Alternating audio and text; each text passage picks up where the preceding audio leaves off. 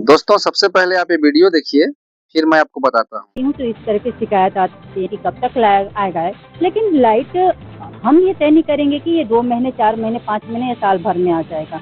वो अधिकारी जितने जल्दी से जल्दी कागज़ फॉरवर्ड करेंगे, उसकी जो प्रक्रिया है उससे गुजरेंगे, निश्चित तौर पे लाइट वहाँ पहुँचेगी। और उसके जो नियम कानून है, नियम कानून से तो गुजर के ही कोई भी कागज़ आगे बढ़ती है।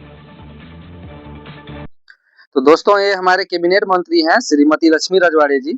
ये हमारे गाँव विधानसभा क्षेत्र के विधायक भी हैं और ये इन्होंने जब चुनाव के समय प्रचार करने आए थे, तो 6 महीने में वादा करके गई थी कि हमारा सरकार अगर बनता है, तो आपको 6 महीने में यहाँ मैं बिजली दिलवा दूँगी।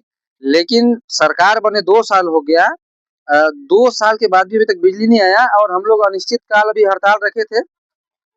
हड़ताल रखने के बावजूद भी उनका बयान क्या आ रहा है कि वहाँ का काम अधिकारी करेंगे।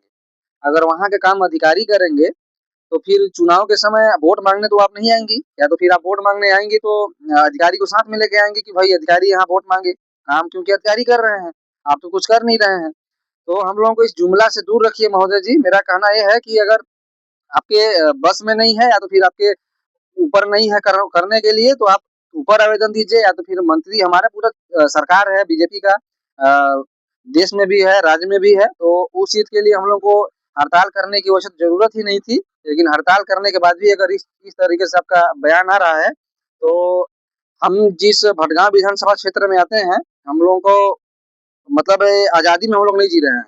हम लोग अभी भी गुलाम हैं, पहले अंग्रेज गुलाम थे, अभी आप लोगों के गुलाम हम लोग बने हुए हैं यहाँ।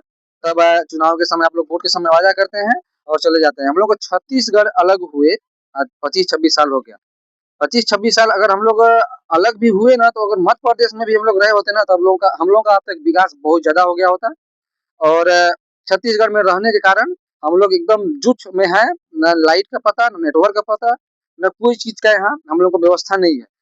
और मैं यही निवेदन भी करूँगा आपसे कि हम लोगों का पुकार को सुनें, इसमें अन्यथा ना लें। हड़ताल में हम लोग सभी लोग हड़ताल किए, हड़ताल के लिए 3 महीना का टाइम दिए हैं आप लोग। अब इस तरीके से अगर आप बयानबाज़ी देंगी, तो फिर हम लोगों का तो गुलाम वाला ही ज़िंदगी ठीक था और नहीं आज़ाद नहीं होने का भी ठीक था कि हम लोग आज़ाद ही नहीं हुए होते। और आप लोगों का क्या-क्या राय है उसको भी बताइएगा, मैं ही बोले जा रहा हूँ। हालाँकि मैं गलत नहीं बोल रहा हूँ जहाँ तक है, अच्छा ही बोल रहा हूँ। आप लोग भी कमेंट में बताइएगा कि क्या है ये, सही है गलत है? चलिए।